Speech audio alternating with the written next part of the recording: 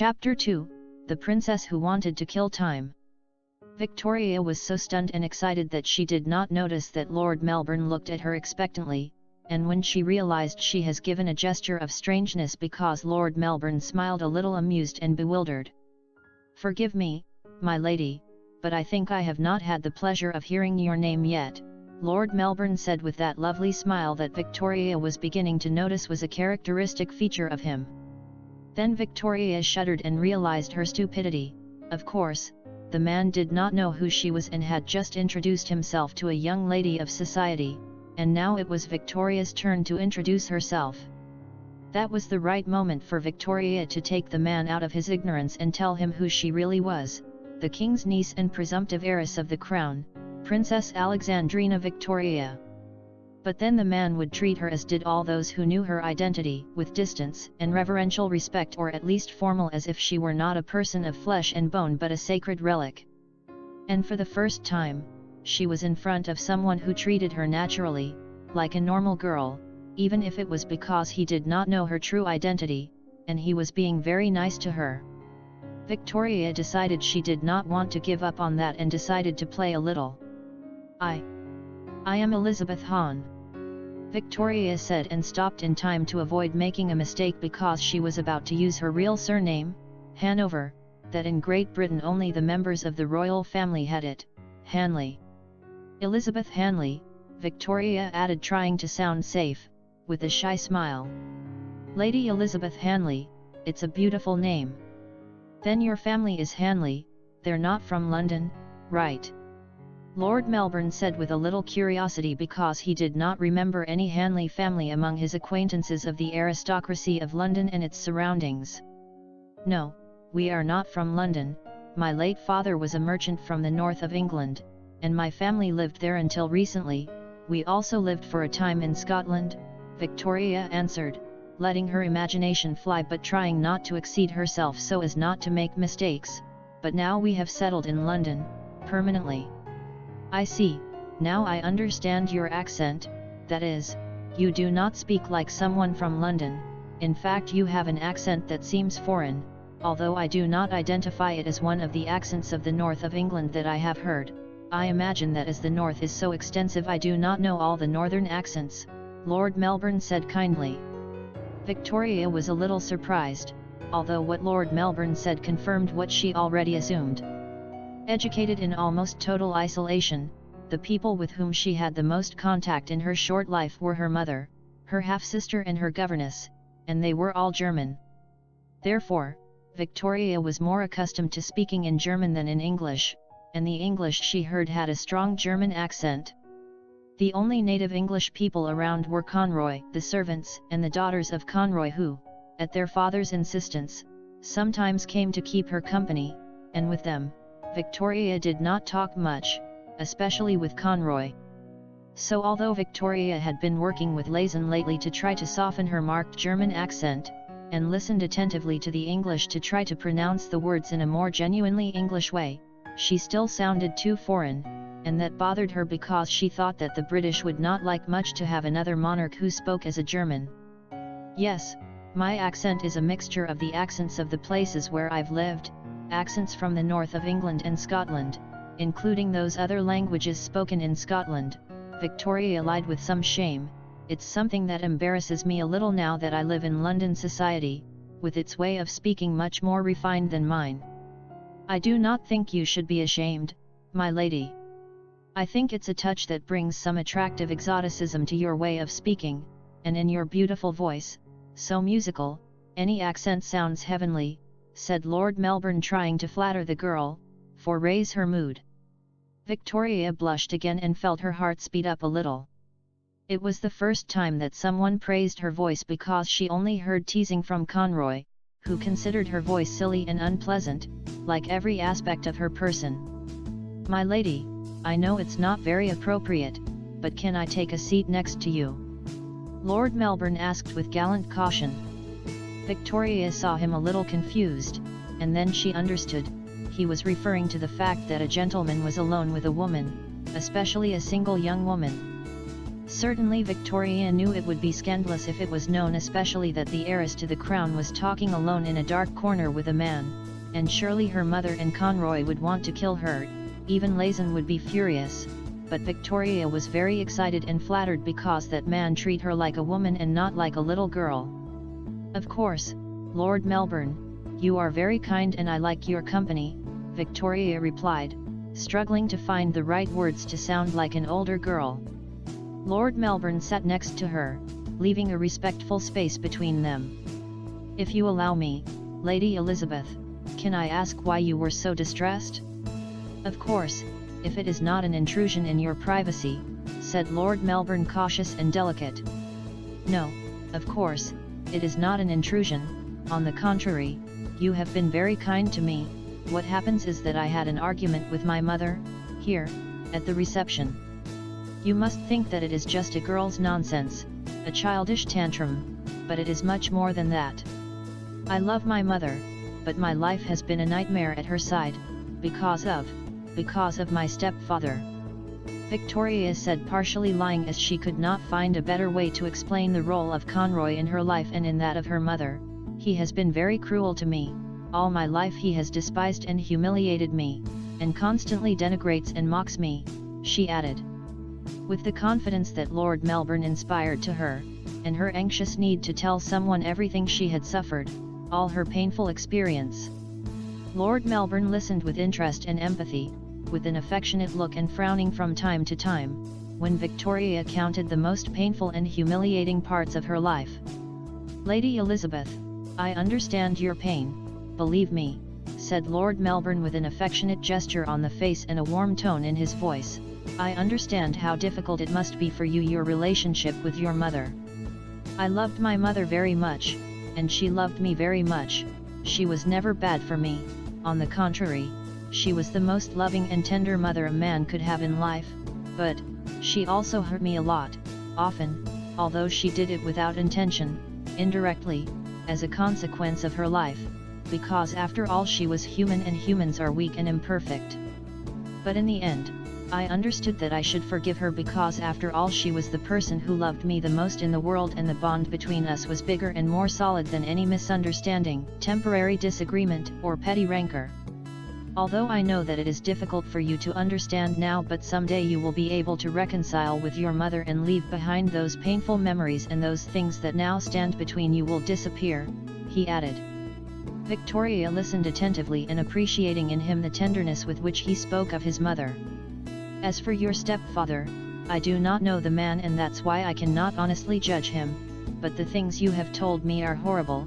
A true gentleman should not act like that with any lady, especially with an impressionable, young lady. That's cruel, infamous and shameful.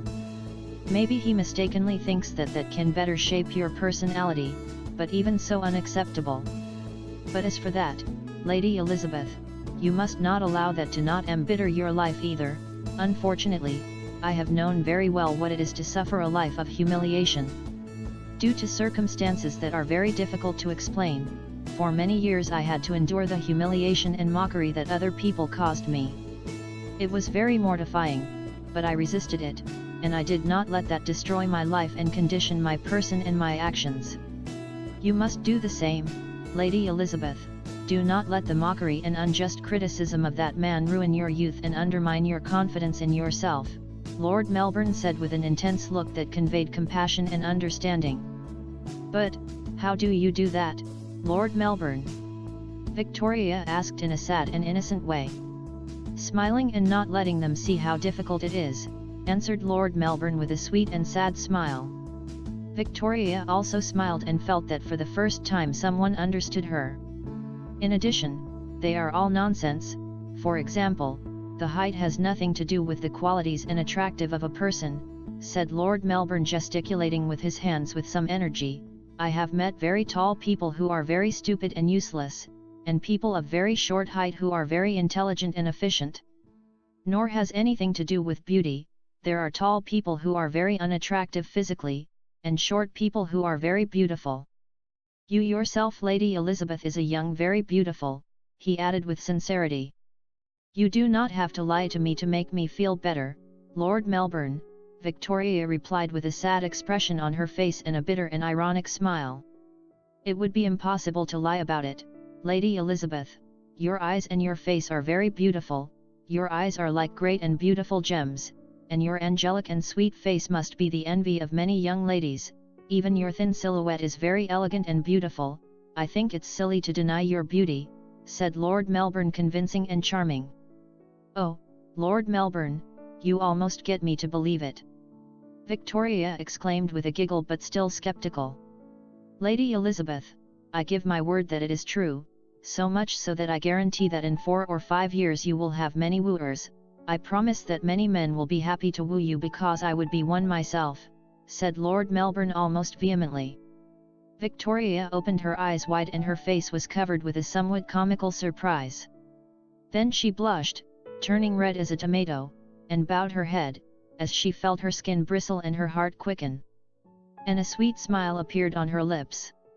Meanwhile, Lord Melbourne was embarrassed and disconcerted, thinking, where the hell did that come from? Lord Melbourne did not understand how he could have said that to a girl who was barely 11 years old. The only thing missing in his life after the disastrous scandal of Caro and Lord Byron is that they accused him of trying to seduce a girl of 11-year-old. But what most alarmed Lord Melbourne is discovering that he really thought that in 4 or 5 years he would be willing to woo her. That girl had something that touched something deep inside him. Excuse me, Lady Elizabeth, I do not want you to consider what I said a daring on my part, said Lord Melbourne timidly. No, do not worry, Lord Melbourne. I understand that your intentions are honourable, said Victoria, who was delighted to be treated like a woman and to have a conversation like that with an adult man who was also handsome and charming. Victoria was nervous and excited. Few times in her life had she seen a man who was not Conroy or one of the servants of Kensington. And Victoria noticed that this man was very handsome, tall and strong, with big hands, a manly and attractive face, beautiful green eyes and dark hair that Victoria felt the desire to caress. And besides, he was a charming and seductive man, very generous and kind. And that wonderful man had told her that he would woo her if she was 4 or 5 years older. You are a very gentle and charming gentleman, Lord Melbourne, besides having other qualities. Your wife is a very lucky woman, Victoria said, trying to hide her interest in knowing if he was married and the coquettishness that enclosed her compliments. I'm a widower, Lady Elizabeth, my wife died a couple of years ago, said Lord Melbourne fun because he did not stop noticing Victoria's intentions. Oh, I'm so sorry, Victoria said, trying to hide the joy and enthusiasm to know that he was not married. Well, my wife and I had separated long before her death, and we were only friends at best. But of course, I regretted her death, for her and for our son, Lord Melbourne replied with some sadness. You have a son? Victoria asked affectionately.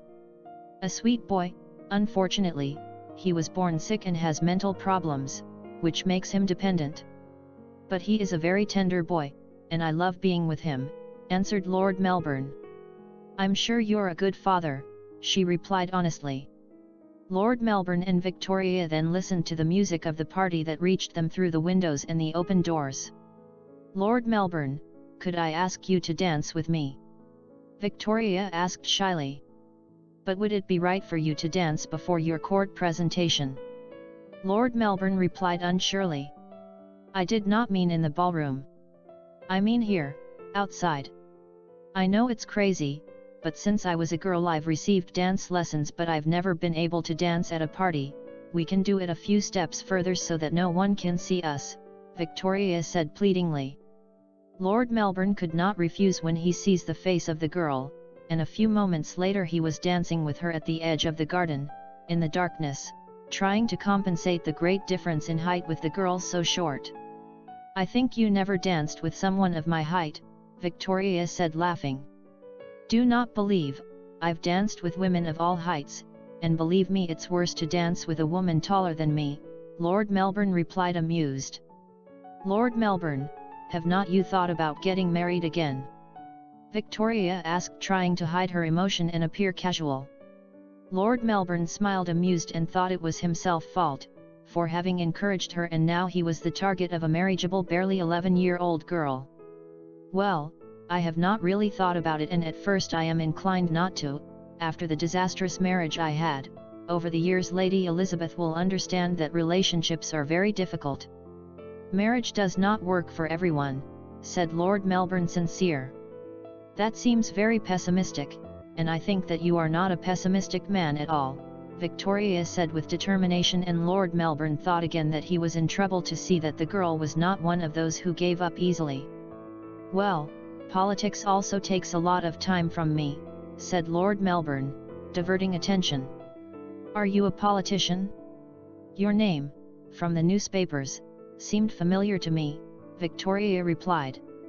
They continued talking for a few more minutes while they danced, and he told her roughly about his political career. But then they heard screams. Dina! Dina! Lazen said, almost shouting. Victoria was scared and left, almost running in the direction of Lazen's voice, followed by Lord Melbourne. When Baroness Lazen saw Victoria emerge from an area of shrubbery in the garden, she felt a momentary sigh of relief, but when she saw Lord Melbourne walking behind her, anguish and anger seized her. Who are you and what do you do with? Lazen said furiously. Lazen, shut up and wait for me to explain, exclaimed Victoria, angry, anguished, and authoritarian. Excuse me, ma'am, I know this is irregular and inappropriate, but your daughter was upset and I just... Lord Melbourne said, embarrassed and trying to justify himself. I'm not the Duchess, sir, Lazen exclaimed, causing confusion in Lord Melbourne, but in any case, I can protest your behavior, you being alone with... Lazen! Exclaimed Victoria desperately. Whoever you are, I only intended to help and comfort Lady Elizabeth. Lord Melbourne replied, uncomfortably and somewhat irritated by the angry tone of the woman. Lady Elizabeth? I do not know who you speak to me, I only know that it is inappropriate and unworthy that you have been alone with. Lazen continued accusingly. Lazen! Victoria exclaimed, almost begging. Princess Alexandrina Victoria of Hanover, they... Continued Lazen. The heiress of the crown, Lord Melbourne said in astonishment. Enough, Lazen. You're talking to the second Viscount Melbourne, Lord Melbourne, a very important politician and a respectable member of high society, and a gentleman. Lord Melbourne did not do anything inappropriate, on the contrary, he acted like a gentleman, and I was the that has acted wrong. It was me who has hidden her real name under a false name, and I have deceived Lord Melbourne, so I owe him an apology, but I beg you to treat him with respect and gratitude, said Victoria, angry and with wet eyes. Excuse me, Your Royal Highness, but you know that a single lady, and especially you, cannot be alone in the company of a man, because... Lazen said, bewildered and still annoyed. I am perfectly aware of this, Baroness Lazen, Victoria replied in a royal tone that surprised Lazen and astonished Lord Melbourne. But surely you know that Mr. Conroy carried out another embarrassing act, provoking my uncle until he lost his head, and because of that I had an unpleasant incident with my mother, and I was very distressed, quite disturbed. But I had the great fortune to meet with Lord Melbourne, who comforted me in my affliction, acting as a gentleman should do in those situations. Lord Melbourne has treated me with a lot of kindness and affection, and for that I am grateful, she added. Like pieces of a puzzle, the names fit in Lord Melbourne's mind, the governess of the princess, Baroness Lazen, and the man who dominated the Duchess of Kent, the despicable John Conroy, of whom many rumours circulated. I understand, Your Highness, but still... Lazen protested. I will not continue with this discussion now, Lazen. If you want we continue later, Victoria said, leaving at her governess open-mouthed, already, who had never heard her speak to her, in that way, as if she were an adult and also the Queen. Now I need a little privacy to apologize appropriately with Lord Melbourne, so go away and wait for me in that corner, she added. Dina. Sorry, Your Highness, but you need a chaperone, Lazen protested, scandalized. From that corner, you can see us perfectly while we speak. And it's not a request, Baroness, it's an order, and if it seems wrong you discuss it later with my mother, Victoria said, hitting the ground with her foot.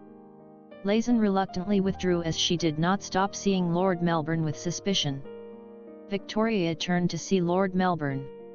I beg your pardon, Lord Melbourne, probably now you will be thinking that I am like my grandfather and that I am not in my senses. But everything I've told you about me tonight is absolutely true, only I not said that my mother was the Duchess and instead of a stepfather it was Conroy. My life has been as I described it, and you have been the first person in my life who has treated me like a normal person, who has understood my feelings and has consoled me, giving me also good advice.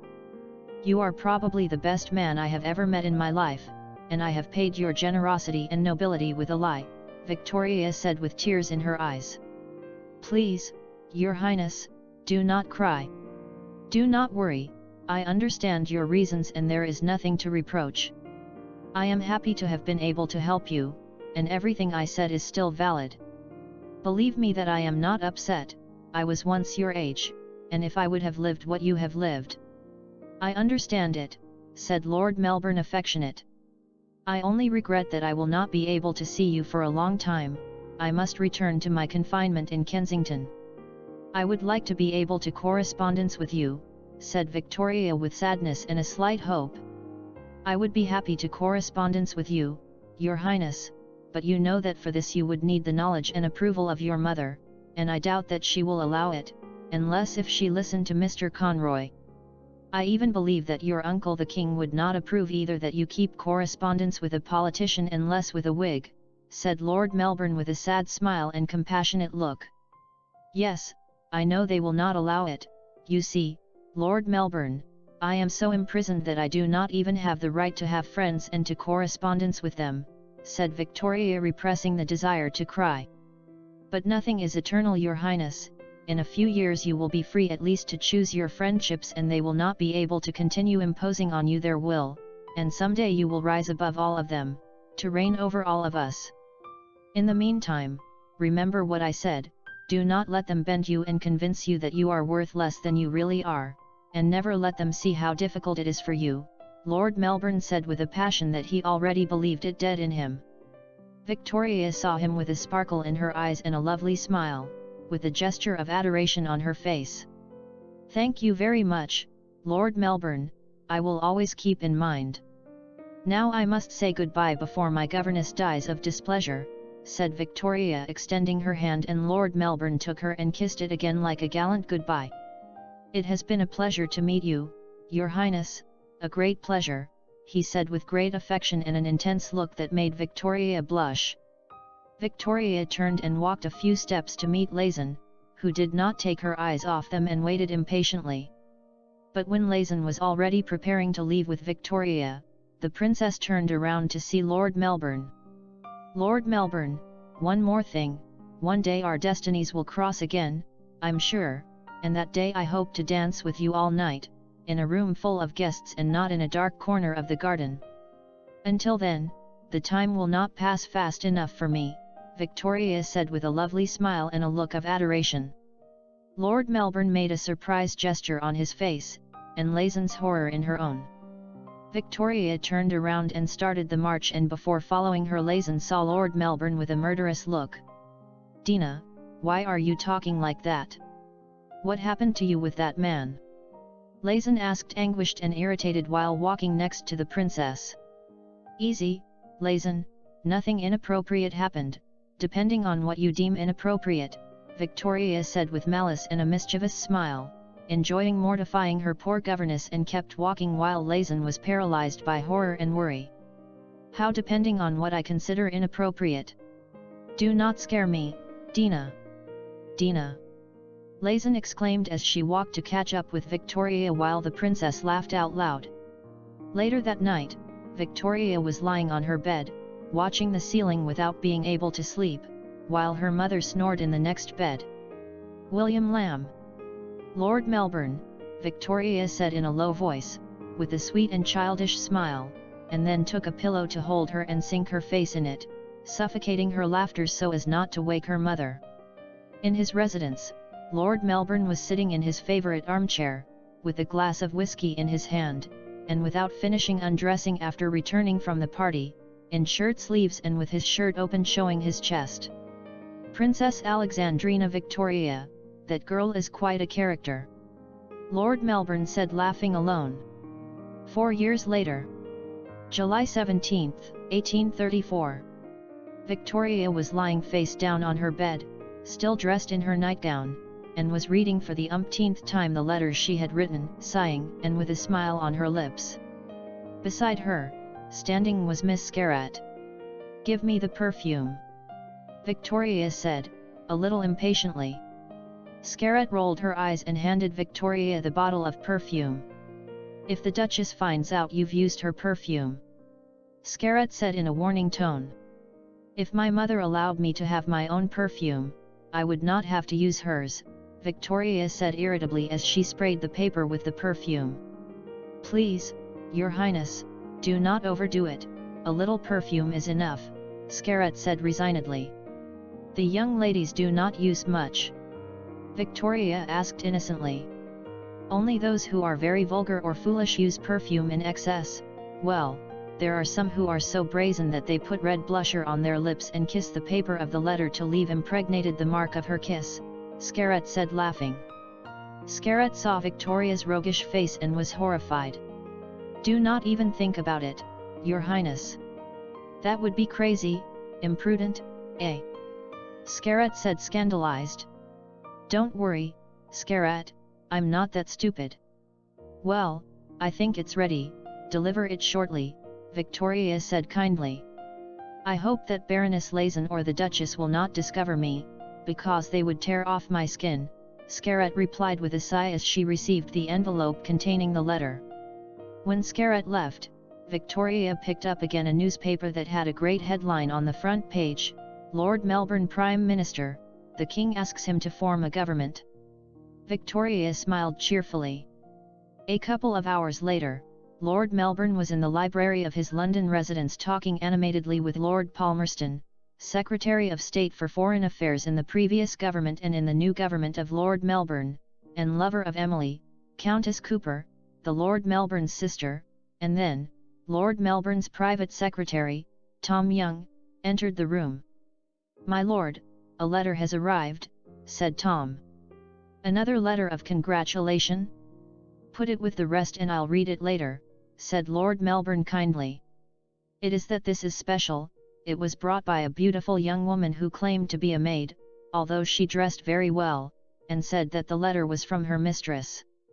And judging by its scent, and if the mistress is as much or more beautiful than the maid, I would not hesitate to read it immediately," Tom said with lascivious gesture on his face, and without mentioning that the maid had given him money as a small bribe to insist that his master read the letter.